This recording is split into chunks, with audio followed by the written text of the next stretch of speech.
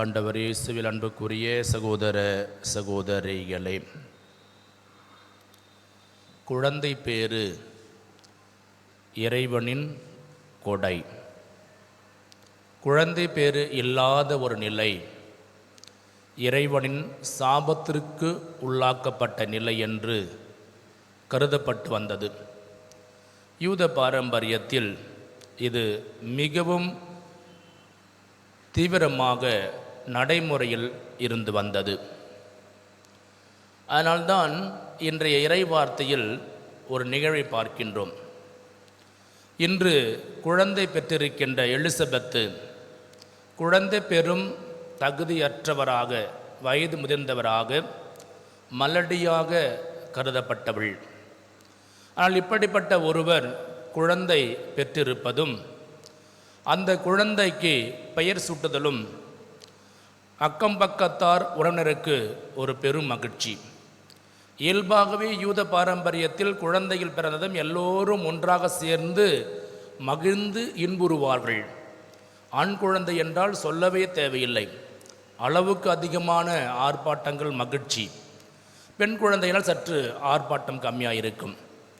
இங்கு நாம் பார்க்கின்ற இந்த எலிசபெத்து குழந்தை பெறுவதற்கான வாய்ப்பு அற்றவர், வயது முதிர்ந்தவர் என்ற நிலைக்கு உரியவராக எல்லாருக்கும் அறிந்திருக்கின்ற வேளையில் எல்லாரும் வியந்து போகக்கூடிய அளவிற்கு இறைவன் இவர் மீது இரக்கம் காட்டுகின்றார்.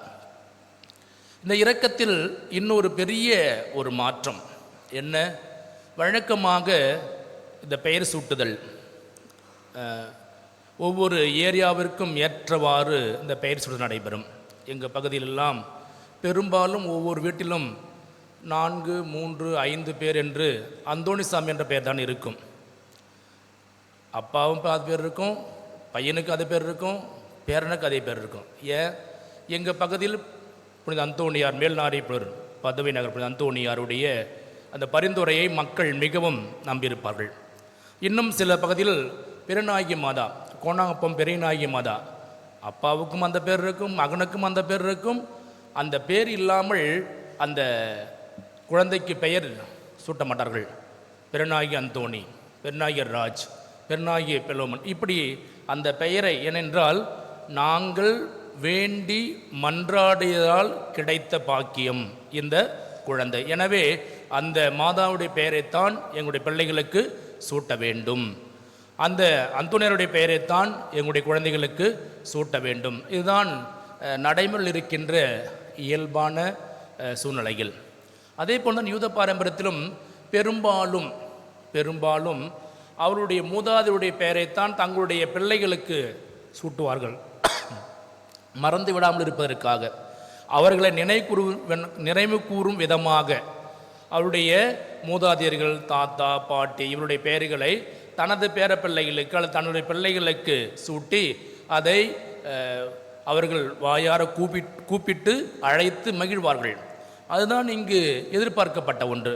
ஆனால் அப்படி ஒன்று நடைபெறவில்லை. இந்த இடத்தில் மிகவும் சிந்திக்க வேண்டிய ஒன்று, தன்னுடைய வழிமரபினர் பெயரைத்தான் சூட்டுவார்கள் என்று இருந்த வேளையில் அவர்கள் யோவான் என்ற பெயரை அவருடைய தாயும் தந்தையும் ஒரு மனத்தோராய் சிந்திக்கின்றார்கள். அதான் இங்கே நாம் பார்க்க வேண்டும். இங்கு இறைவனுடைய வெளிப்பாடு இருவருக்கும் வெளிப்படுத்தப்பட்டு இருப்பதை இந்த நிகழ்வு வழியாக நாம் உணர முடியும்.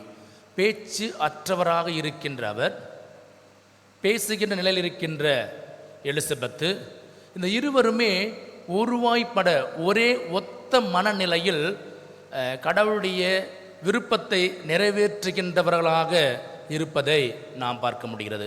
அன்புக்குரிய சகோதர சகோதரிகளே, நாம் ஒவ்வொருவருமே இந்த கடவுளுடைய விருப்பம், கடவுளுடைய திட்டம், அதை நாம் உணர்ந்து கொள்ள அழைக்கப்படுகின்றோம். அதுதான் நாம் பலவில் மறந்துவிடுவோம்.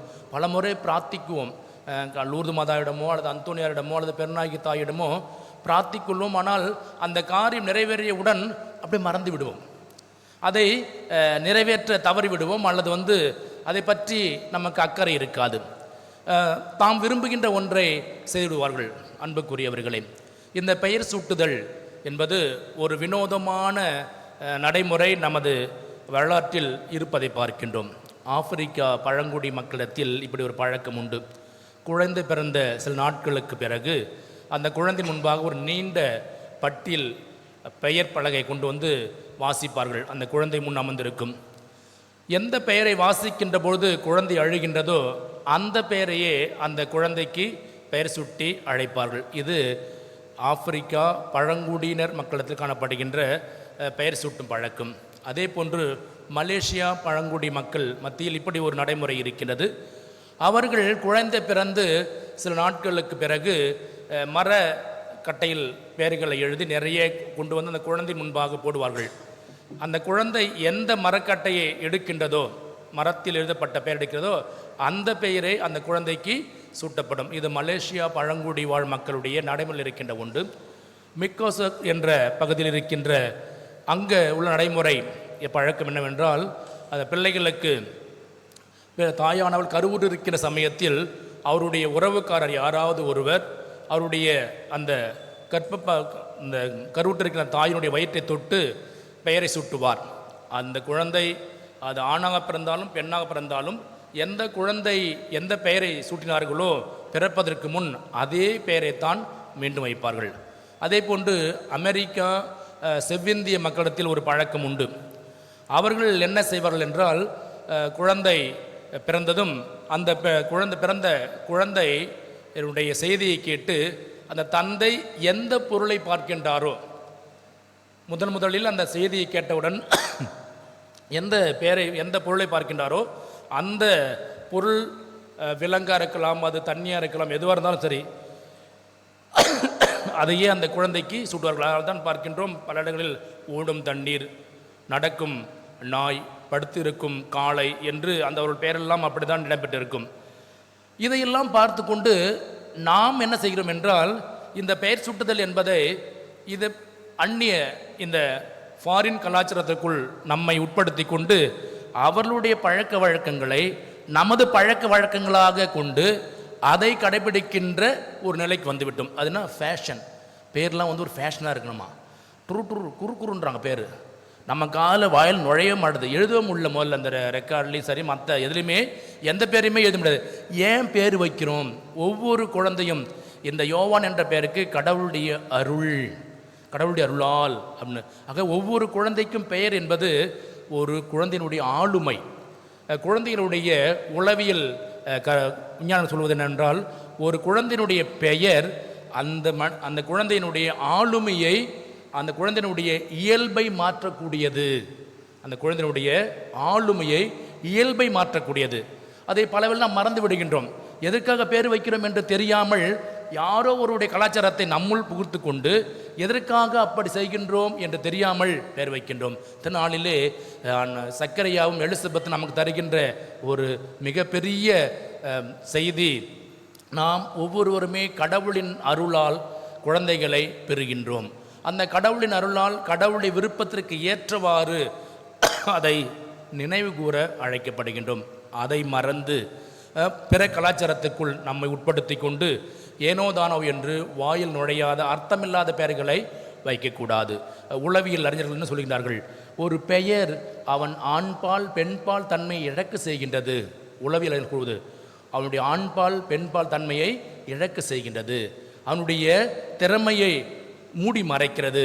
ஆக ஒரு பெயர் என்பது மிக மிக முக்கியமான ஒன்று. ஒரு குழந்தைக்கு பெயர் சுற்றுவது என்பது மிக முக்கியமானது. அதைத்தான் இந்த நாளிலே நமக்கு இன்றைய இறைவார்த்தை நமக்கு தெளிவுபடுத்தியது. ஆகவே அன்புக்குரிய சகோதர சகோதரிகளே, பிறக்க இருக்கின்ற பாலன் இயேசுனுடைய பெருவிழாவை கொண்டாடும் இந்த வேளையில் நாம் எல்லாரும் ஆண்டவருடைய பெயரால் திருமுழுக்கு பெற்றிருக்கின்றோம். புனிதருடைய பெயரைத்தான் நாம் சுமந்திருக்கின்றோம்.